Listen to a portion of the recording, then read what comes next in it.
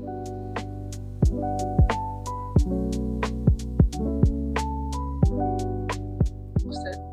hi guys, welcome back. If you're new, my name is Mariana. If you're not new, we've been best friends since I don't know what episode, so we're best friends for lifers.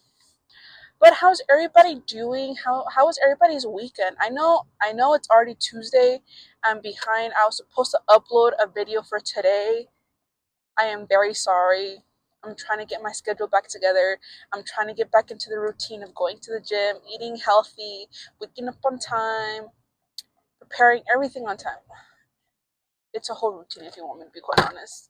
Getting back into routine is not easy, especially at the age that I am. It's hard. Like, it's hot as hell and I'm still wearing a hoodie, but it's because of how insecure I feel.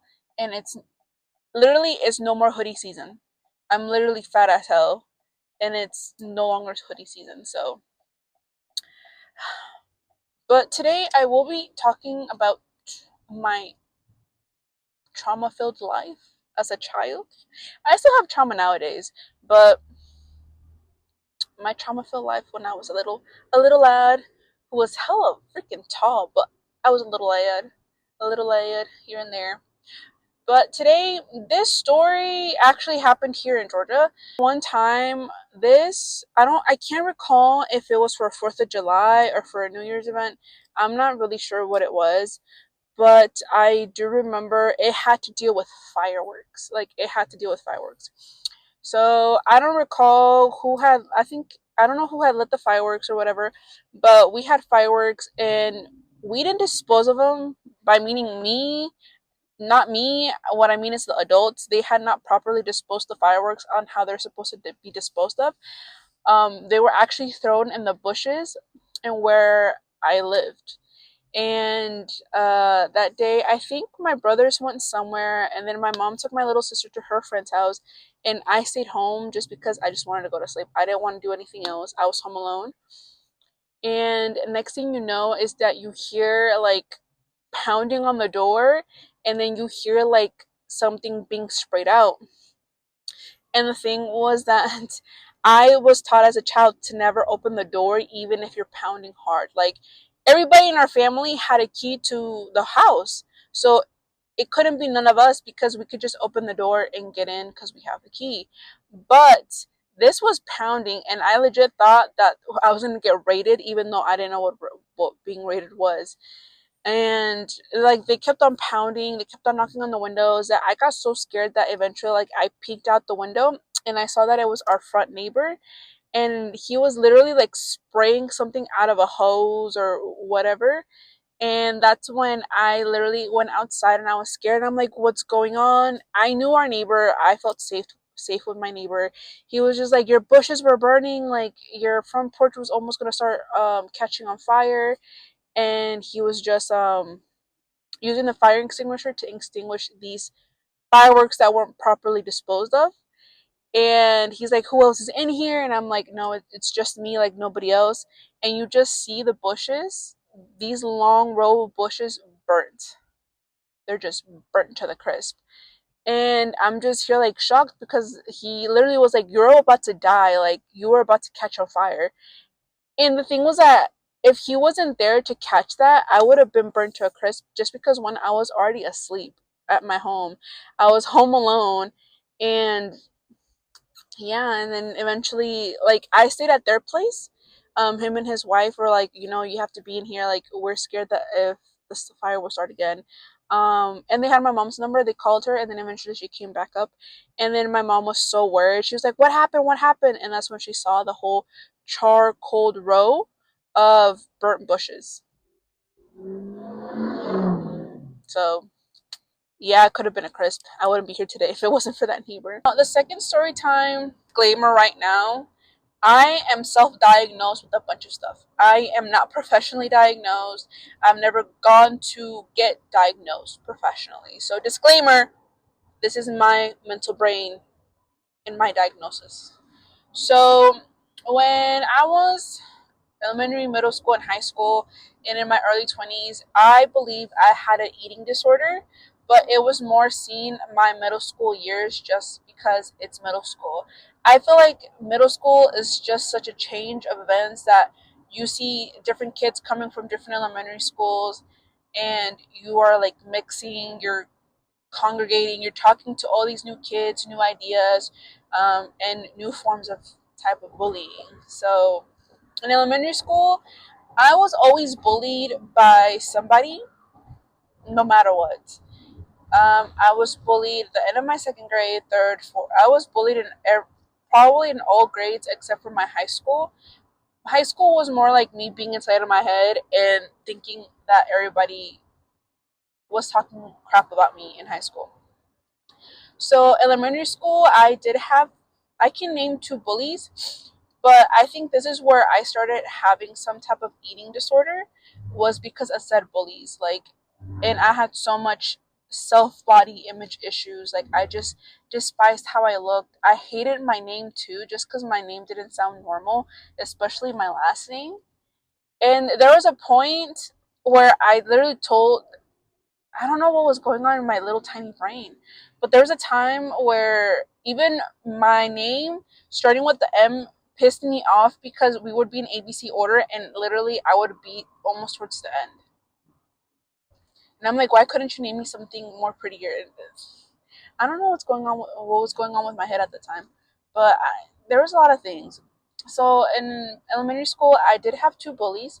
The first bully I can remember was around third grade. She literally harassed me so much because she would call me like racist slurs. She would call me fat. She would call me hairy. She would call me a monkey. She would be like, "Why are you so fat? Like, does your mom all she do is feed you? Like, you need to lose some weight. You need to stop eating." Like, it was like a bunch of stuff. And I did go to the counselor to let the counselor know. And I don't know what happened to her, but she got in trouble. I don't know if she got detention or ISS or whatever they would call it in elementary school. And she bullied me. And then after that whole thing, she bullied me even more because I snitched on her. And then eventually, fourth grade, she just stopped bullying me. She legitimately started bullying. Oh, because that's when she started wearing braces, and people were like calling her ugly, that this and that, and like people were bullying her instead of her bullying me. So that stopped there. I had a bully in the fifth grade. I think it was fifth grade. It was this little tiny little kid. It was this boy. He was literally in my grade, in my class. He did the same thing the female in the third grade bully did to me. He would literally do the same thing. He was like, "Why are you so fat? Why are you so tall? Why are your thighs so big? Like, this is the reason why you can't wear a uniform." Like, he literally bullied the crap out of me. That at that point, I think that's when my body image issues started occurring, and that's when I started like literally overindulging in food. Because I think my mom noticed and she started like literally monitoring. She was monitoring what I was eating, but she wasn't like overfeeding me because she worried that that's what I was doing. But she also couldn't monitor me as much just because she was working full time. She's a full time working single mother of four. So that had happened, and then the change in middle school kind of like, I think, not overstimulated, but it kind of opened my head even more in the aspect that, damn, I'm literally so ugly. I'm so fat. I'm so this. I'm so da da da this, da da da that. Like, it was so much to the degree where I just didn't like myself in my skin at all. Like, I would look myself in the mirror when getting ready for school in middle school, and I would be so disgusted with myself, and I just didn't want to exist, and I was just tired of it. Like, I wanted to be like those tiny little girls. Granted, everybody could have the eating disorders, whether you're big or you're small, but in my head I was like, if I was tiny to the point where you can literally pick me up with ease, my life would be better. That's what I thought. Because also at that time, I don't know if it was towards the end, towards the middle. I know I wasn't in the beginning, but it was during that time where everybody was so emo, like with the hair, but also it was kind of the swag era. So it was just like a mixture of the both. And it's like I didn't even fit in anywhere. Like I couldn't even be emo because my mom was like, that's satanic. And then I couldn't be in the swag era because I wasn't even swag. I was just fat. And I was just going through so many things where I'm just like, I don't fit anywhere. And most of the friends that I had at that time were from either or they were both. And it was such a struggle just because I didn't know where I particularly fitted in. And it was just a hot mess. Like I just had so many issues in my tiny little brain as a middle schooler. And this is where I don't remember in which grade, if it was my sixth, seventh, or eighth, but there was a time where I do believe I became, not fully, but partially became anorexic just because I would skip meals and I wouldn't eat at all. And if I did, it was something tiny. And it was also at the time where like your relatives were also starting to see that, damn, you're fat. And my mom was starting to see like, damn, she wouldn't say it, but she's like, hey, you need to start eating less. Especially because it was just like people would talk crap about you. Can I say who? No, not really. I just knew people were talking and I was already getting bullied about it. And then I was already into my head too much in middle school. That there was a point where I think we were going to church that day and I was showering and then I don't know what the hell I was doing that all of a sudden everything went black. And since everything went black, oh, and the thing was that I was showering and it was those showers that were like long showers. There was no bathtub. It was just a long shower and it wasn't even big. It was just for one person. So I went to go shower. All of a sudden I just see black and you next thing I know, I just hear my mom like yelling my name and she's tapping my face. And that's when like my mom's like, what's going on, what's going on, what's going on? And I didn't even know what had happened. I legit thought I was asleep and I was just waking up to my mom like telling me like, hey, hurry up, we have to go to church. But no, I actually had passed out in the shower. And my mom was so scared because she said that I had twisted my neck to a certain degree where she thought that I had died. And I have marks here that are purple that I still have, and I never went to the hospital that day just because my mom doesn't do hospitals. Instead, we just went to church, and she prayed she had prayed that she hoped that I was good and that nothing bad was gonna happen. And that's when like I think my whole family was like, "Hey yo, like something ain't adding up. This girl is not, she's not fine." But yeah, like my family was like, hey, something isn't adding up. And that's when they started telling me and asking me like, hey, why aren't you eating, why aren't you eating? And that's when they had realized that I can't say I lost weight just because I couldn't see it, but my family was able to see it. And like, why are you losing so much weight? And I'm just here like, what? Like, yeah, like you're losing too much weight and so on and so forth. And that's when like they started keeping more of an eye on me and just checking that I was eating. That happened in my middle school year. I still had eating issues and problems and counting calories. I didn't know what cutting was, but I knew what how to count my calories. And I would tell myself like, hey, I can't, if I eat this, I can't eat that. Or if I eat that, I can't eat this. Or like if I don't eat anything, I can eat this and call it a day. But that's when I was starting to have more issues that I would like um I wouldn't eat, but when it was time for me to eat food, I would overeat food and I would feel gross and I would feel like disgusting. But yeah, that happened my middle school year. And then from high school, I never really got bullied, but I did get into my head so much just because, again, you see all these different people coming, even though it's like from middle school, the people from middle school go to high school, but you know how people move and people come. And I was feeling even more worse just because I would see the girls from high school and I'd be like, damn, I don't have no boobs. I have no ass. All I had was like I just had big thighs and like I felt like I looked like a square. Like I felt so insecure, and I think during this time like I was doing self-harm. I was committing self-harm and I just wasn't having a good time in my high school.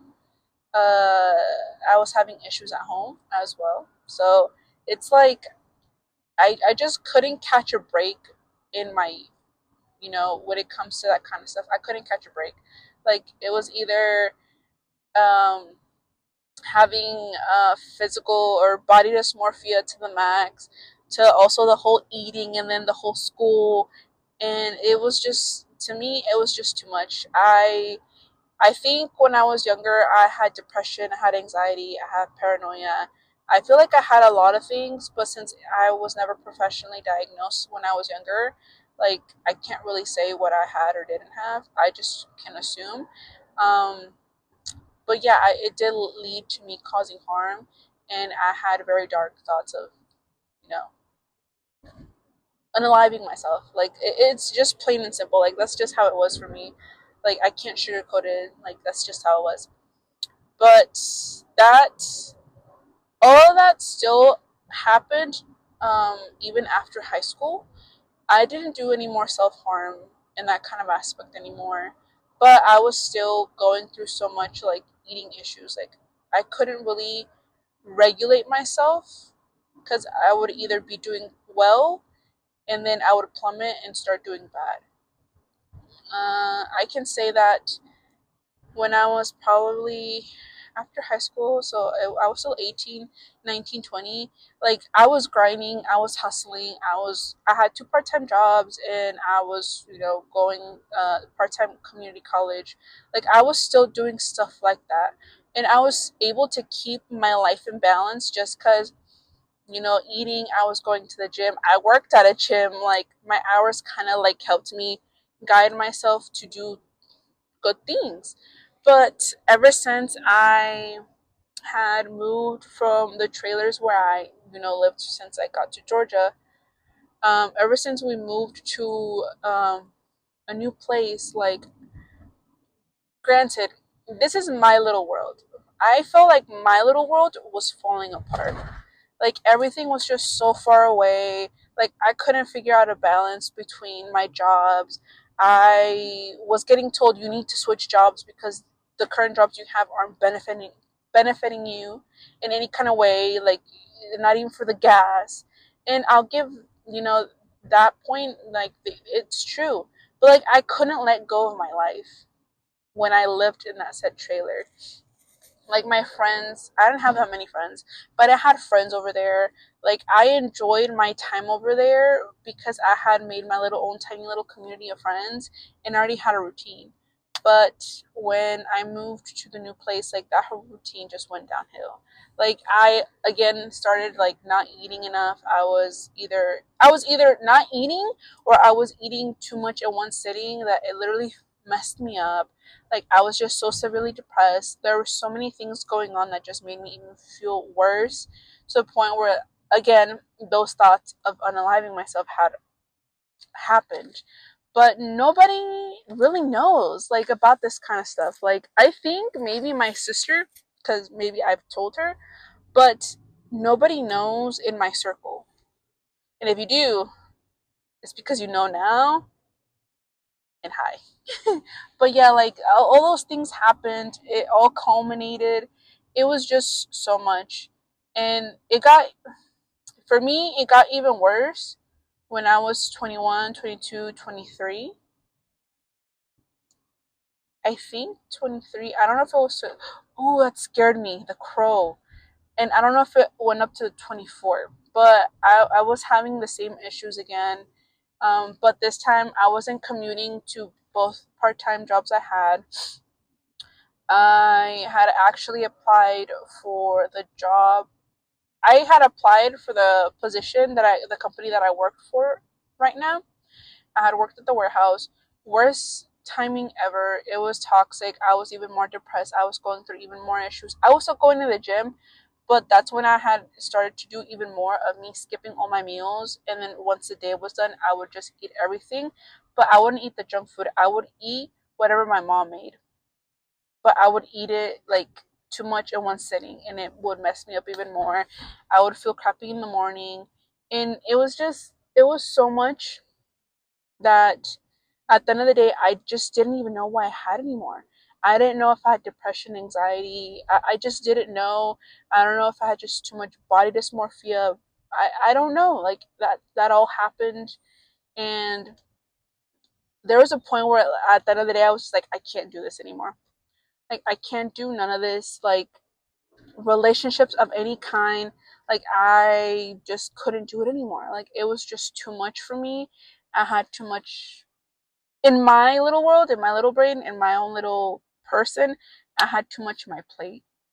And to others, it might not have seemed that way, just because maybe I wasn't paying the mortgage, I wasn't paying for whatever, or I wasn't doing this, or I wasn't experiencing that the way they experienced it. And I'm like, I understand that not everybody goes through the same situations in the same order, in the same circumstances, in the same age range. Like, I fully understand that, but at that time I felt like nobody could understand me and what I was going through. Like, I couldn't even talk to my circle about it because I didn't know how to open up, and I didn't know what words to use, and I didn't want to open myself, my thought process, and then for them to be like, well, I went through worse stuff, I went through this, or I already went through that, like, you're just gonna have to figure it out, just like how I did. Like, I didn't want that. I wanted somebody to listen and to maybe guide me in some kind of aspect, or be like, hey, you need to go to therapy, or hey, you need to go to a doctor to get properly diagnosed, so that you know what you have to do, or what needs to be done, or where you have to head yourself to. And I never got that. I never got that experience. I never got told that. And literally, I was just so lost. I was so lost. I didn't know what to do. I cried so much. It was a lot. So, yeah. Yeah, I don't even know where this was going, but like, was bullying and eating disorders. And then I do have another story time. I think I do. Oh, this is here's the thing. I've never I've already posted a video in regards to this. But I made it private. I know some of the people already know about it. So here's the thing. When I was younger, I never really thought that I would ever be in a relationship, just because I was bullied so severely that I literally thought I was gonna die lonely. That my Instagram handle was literally lonely fish forever until I die, or single fish in the sea until I die, something like that. Some corny ass crap that I put on Instagram. I didn't even spell it right. That's the whole issue. So I had literally thought that I would always be single, until this one occasion where I I asked the guy out, and I was like, "Hey, I like you. Do you want to be my boyfriend?" That's my first time that I was like, you know what? I have the confidence and self-esteem. I'm gonna tell this guy that I like you, and we should go out. But I didn't tell him. I actually wrote it in a little note. I had told him, like, hey, do you want to be my boyfriend? And he was like, yes, I think a day. Or I had to wait till Monday because I had to give it to him on Friday, and I would bypass his classroom. So I gave him the note, and I was like, hey, do you want to be my boyfriend? And I didn't know till Monday. And on Monday, he was like, yes, I want to be your boyfriend. And we were dating. But the thing is that we lived in the same neighborhood. So this is back to the trailers. We lived in the same neighborhood. I lived uphill and I lived bottom hill. And we never really met each other. He never came to my house. He never did anything. And I didn't see him. I will only see him at school. So the thing was that eventually it was, I think, summertime. And he never came to visit, but my delusional self, I would literally walk. This is the time where I had body issues that all I did was walk. But I would walk up and downhill, and I would pass his home to see if he was there, and he would notice me. And I would be like acting like, oh, I hope he notices me. Am I cute? And I'm doing all this little thing, whatever. And he would never notice me. He never came out. And I didn't want to be the person to go to his home and say if he was there, just because the people who he lived with knew me and knew my mom. So I was just here like, you know what? I'm gonna let him make the first move. He never made the first move. I never saw him, and there was a one point where I was just like, are we even going out anymore? Like, is it all in my head? Am I delusional? Did he just say yes just because of the fun of it? And I was like, okay. So then, the last day of summer, I see him at the little corner store of the trailer parks where I used to live, and he's like, "Oh hi," and I'm like, "Oh hi." And then that's when I asked him, like, "Hey, I have a quick question. Like, are we still going out?" And he said, "Yeah, we're still going out." And I was just like, "Oh, okay." And he hugged me, and then I went with my mom to wherever we had to go, and I was all giddy and happy. And I'm like, "Oh, we're still going out. Like, I'm not lonely. I'm not gonna die lonely." Um, he went his way, merry little way. That the next day it was the first day of school. I go to school. We would see each other. We would see each other. Oh no, this was me going to eighth grade. We would see each other, whatnot, and at that point I was like an aide, so I would literally be going in and out his classroom because of notes, slips, paperwork, whatever. And I would see him, and we would always say hi. We would chit chat and whatnot, and then I would go back to whatever class my aiding class was, and so that was me. And I think there was a point where I was literally questioning myself because literally he would not hold my hand, he would not kiss me. It was nothing. Like, it was just like a high and by. And I was like, is this what a relationship is supposed to be? Apparently in my head it was like, okay, I mean, I guess that's what a relationship is. So days go by, everything is normal. Then high school, and then Halloween comes. That day, I'm just there. He doesn't ask me to go trick or treating with him. He instead says, "Oh no, I'm gonna go biking and trick or treating with my own friends." And in my head, I was just like, "What the hell? Why don't you want to come with me? Like, why don't you want to come pick me up and go trick or treating?" And that low key kind of made me mad, but I was like, you know what, whatever. My friend at the time, she comes picks me up. We go trick or treating instead, and then we meet up. My at that time boyfriend and me, we literally meet up at the randomest roads, and that's when one of his other friends is like, "Oh look, it's your little girlfriend." And at that point, I'm just feel like, "Oh, okay."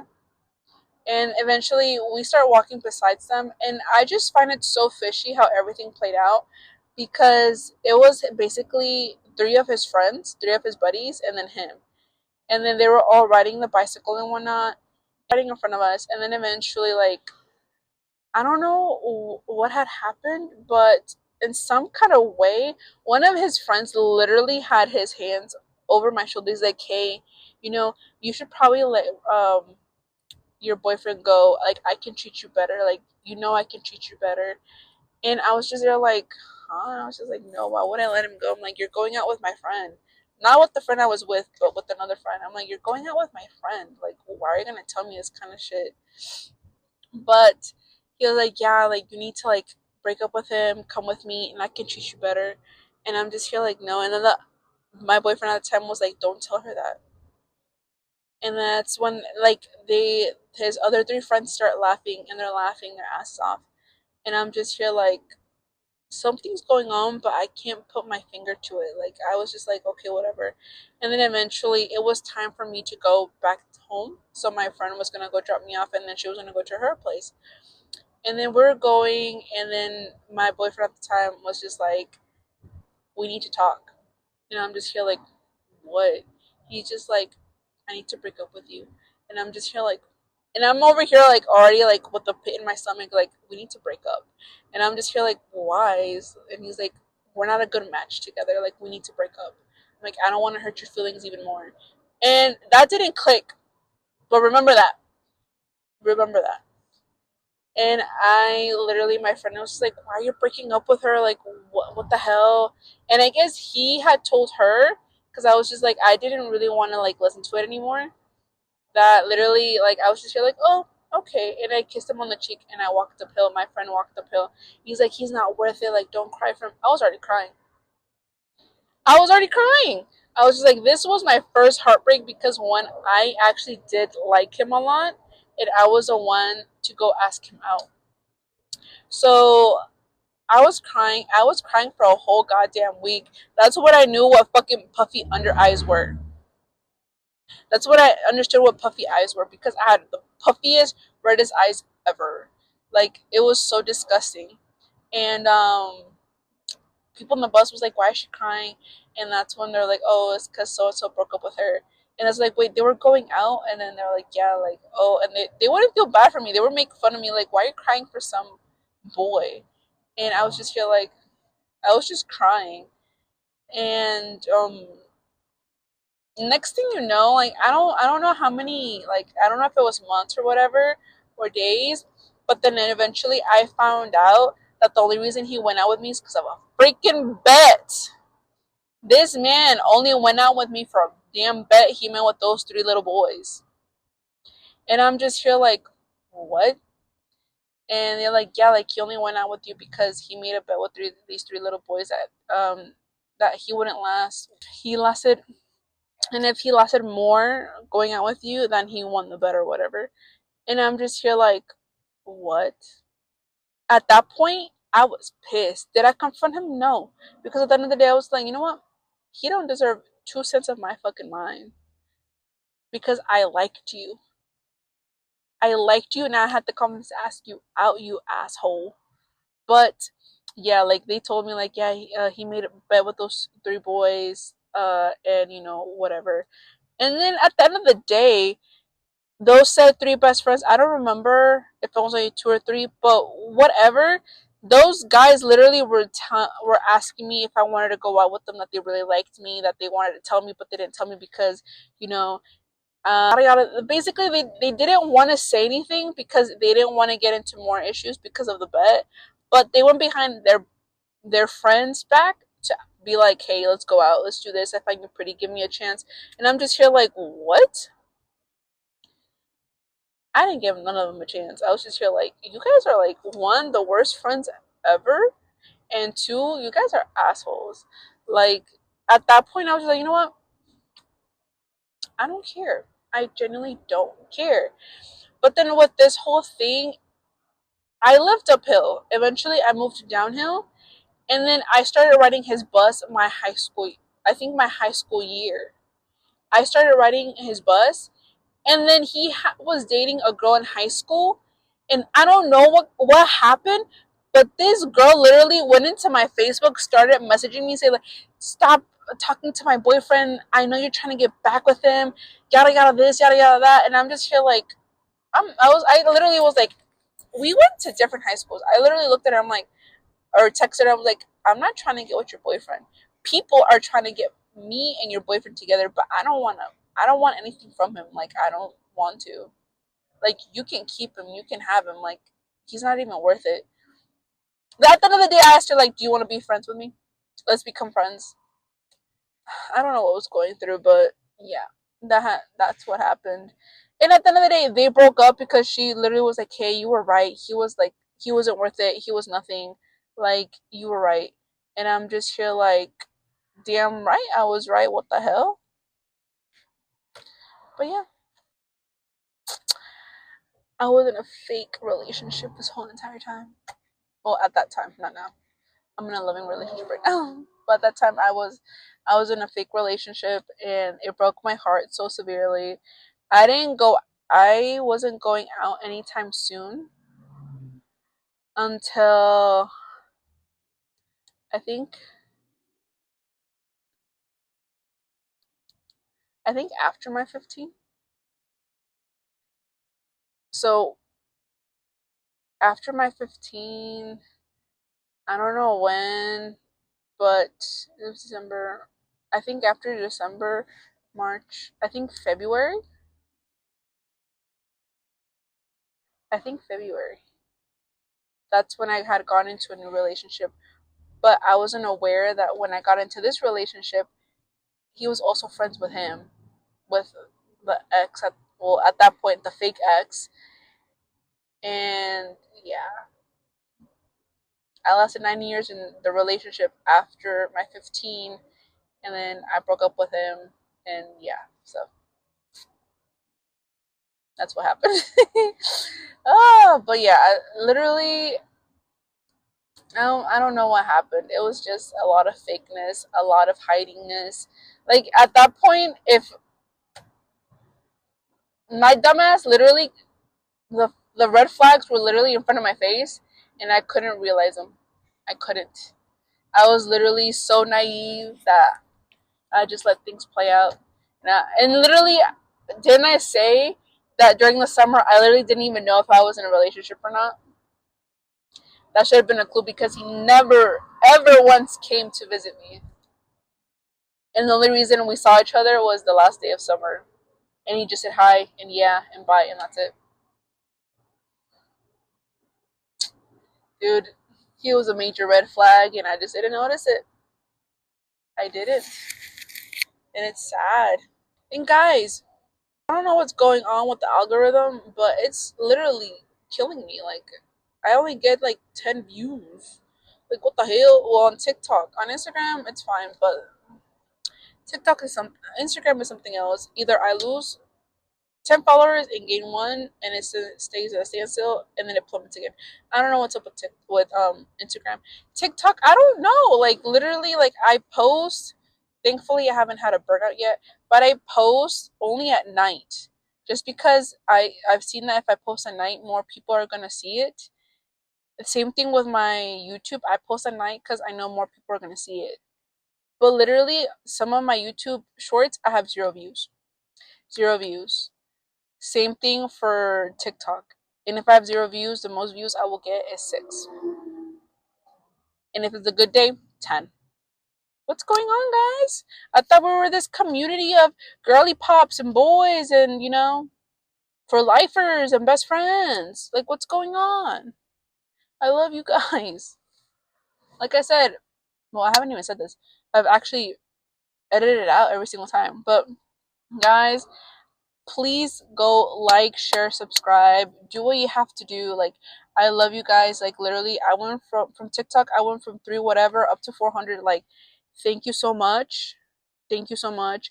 Likewise for YouTube, like, literally, I went from 17, we're up to 30. Like, thank you so much. Like, you guys going to view my videos, my shorts, my TikToks, my Instagram reels, like, whatever, like, literally makes my day. Like, it makes me feel so happy. It makes me feel like, damn, like, I'm growing as a content creator, and I want you guys to see that growth, and I want to grow with you guys. I want to grow this community, whether it be with my videos, my mini vlogs if I ever do them, my whatever is, like, my live streams. Like, I also live stream as well. Like, also for, like, my Twitch, I've literally gone from 0 up to 4. Like, thank you so much. Like, it means so much. Like, you guys don't understand. And, like, continue doing what you do. Continue what you're doing by liking, sharing, copying, whatever. Literally makes me happy. It makes me grow, and it makes me have that fulfillment of my wish coming true of becoming a full-time content creator, which I want to do. Like, I want to be out of my comfort zone. I want to try new things. Like, it's not that I need to, I want to. And I feel like if you guys can give me the opportunity, I'm not gonna fail you guys. I'll probably fail you with being late and stuff, but I think within time with the routine, I will get better at it. Literally, I will. So, like, you know, please like, share, subscribe, follow, you know. But I love you guys. I have to do it this high because when I edit for YouTube, you can't see it. So, but yes, I do love you guys. But I think that will be it for today. Yeah. I'm almost home. I have to prepare things. I have to get ready for the gym, and I have to prepare to give my boyfriend a goodbye kiss so he can make it to work safely. So, yeah. But other than that, thank you guys so much. I love you. Let's keep growing. Let's keep enjoying this. And who knows? I might do more fun things that I've planned. But the only way I can do them is if you guys, you know, do your part by liking, sharing, subscribing, and following. Yeah. Anyways, love you guys. Bye.